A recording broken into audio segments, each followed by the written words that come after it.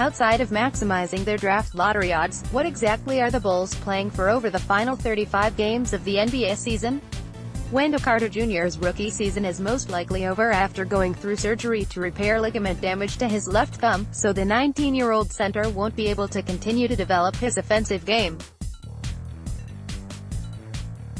Carter did show enough in his 44 games to convince the front office he will be an important part of the team's future. Before we hit the trade deadline on February 7, the Bulls could ship out two of their veteran players in Robin Lopez and Jabari Parker, which would move largely unproven players into backup roles. Still, with almost half of the schedule left to be played, there are several important things for the front office to learn about the roster and the coaching staff. 1. Should Jim Boylen be brought back next season? Bulls Executive Vice President of Basketball Operations John Paxson told reporters the plan is for Boylen to be the coach next season, but as we all know, plans can change. Zach LaVine's comments last weekend about the team getting blown out too often after playing competitively early in the season had to resonate with the front office. If the Bulls limp to the finish line and fall short of the 20-victory mark, Paxson and general manager Gar Forman will have to take a long, hard look on whether they can start year 3 of the rebuild with the same coaching staff in place. 2. Is Chris Dunn the PG of the future? The Bulls were high on Dunn dating back to the 2016 draft when he was selected 5th overall by Minnesota. They thought about swinging a deal for the Providence All-American that year, and eventually did acquire him on draft night 2017 in the Jimmy Butler trade. Dunn has shown flashes of being a solid NBA starter, especially on the defensive end, but his lack of consistency and availability, due to injuries, will probably bring considerable debate in the Advocate Center offices on whether to offer the third-year guard a big money extension of his rookie contract this summer. Forman has already been seen in college arenas twice over the past week scouting Murray Street. PG Ja Morant, who could wind up being the third pick in the 2019 draft. Dunn needs to have a strong finish to the season to convince the Bulls decision-makers that he's the right man to direct the offense long-term. 3. Can Dunn, LaVine? Both Dunn and LaVine are at their best when playing on the ball, which means all too often Markkanen has a tough time getting consistent catches.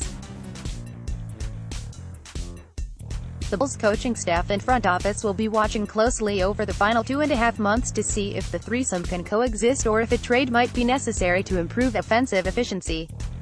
4. Is Bobby Portis still worth a lucrative contract extension?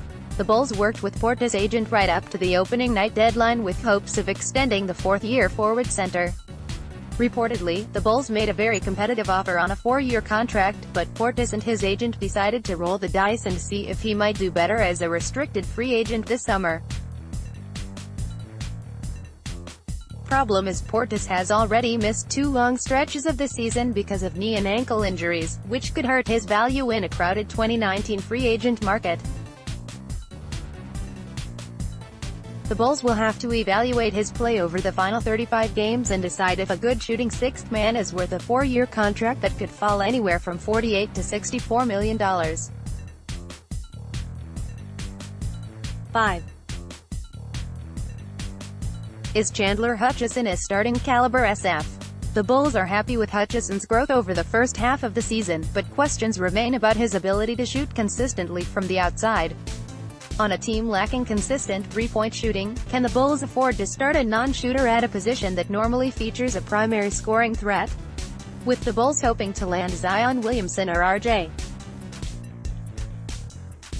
Barrett in the draft and possibly making a run at free agent SF Tobias Harris, they'll want to have a better idea of where Hutchison fits in the rebuilding puzzle by season's end. So, when you're watching the final 35 games and our pre- and post-game coverage on NBC Sports Chicago and the My Teams by NBC Sports app, these are some of the areas to focus on that go far beyond winning or losing that night's game. Around the association, when training camp began in late September, Paxson told the assembled media the Bulls were healthy and too deep at every position. as we all know, that blew up almost immediately with Markkanen suffering a serious elbow injury in one of the first practices, Denzel Valentine being lost for the season to ankle reconstruction surgery, and Dunn and Portis going out in the opening weeks of the regular season with knee sprains. The Bulls were hoping to show the kind of progress we've seen in Sacramento and Brooklyn this season. Both of those teams have gone through long stretches of losing basketball, but they're finally coming out on the other side. Sacramento is over the .500 mark for the season, with second-year PG De'Aaron Fox looking like a future star, Buddy Hield and Bogdan Bogdanović scoring on the wing, and young forwards Marvin Bagley III and Justin Jackson still in development mode. Kings coach Dave Joerger has done a terrific job getting his young squad to play with pace and believe in each other.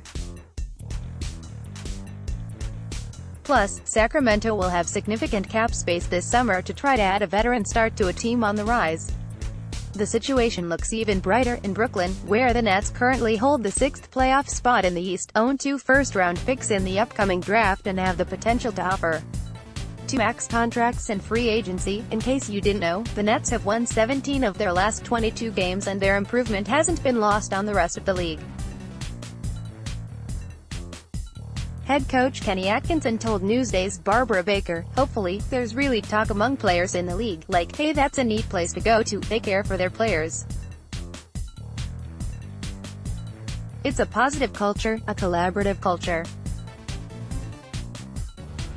You really want players to talk about that, to say that's a place I'd love to go." Baker wrote dramatic improvement engineered by Atkinson in his 3 seasons in Brooklyn could outweigh the lure of Madison Square Garden when the Nets and Knicks compete for the elite free agents available this summer. If Kevin Durant would seriously consider signing with the Knicks, why wouldn't he jump at the chance to bring another elite free agent with him to a team on the rise in nearby Brooklyn? The progress made by organizations like the Kings and Nets will only make things more difficult for the Bulls when they try to recruit free agents in July. Klay Thompson was at it again Monday night in Los Angeles, making his first 10 three-point attempts against the Lakers to tie an NBA record and finishing with 44 points in just 27 minutes. Bulls fans witnessed another Thompson explosion back in October when he knocked down an NBA record 14 threes and didn't play in the fourth quarter. Surprisingly, Thompson hasn't shot the ball exceptionally well for the season, but it looks like he and Draymond Green are back in peak form after slow starts.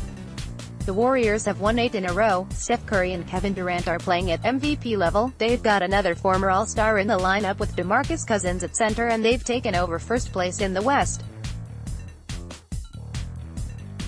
Barring injury, it's hard to imagine any team beating Golden State in a best-of-7 series come playoff time. Finally, January 22 holds special significance for a couple of recent events. Back in 2006, Kobe Bryant exploded for 81 points against the Raptors, which ranks as the second-highest single-game total in NBA history, trailing only Wilt Chamberlain's incomprehensible 100-point performance.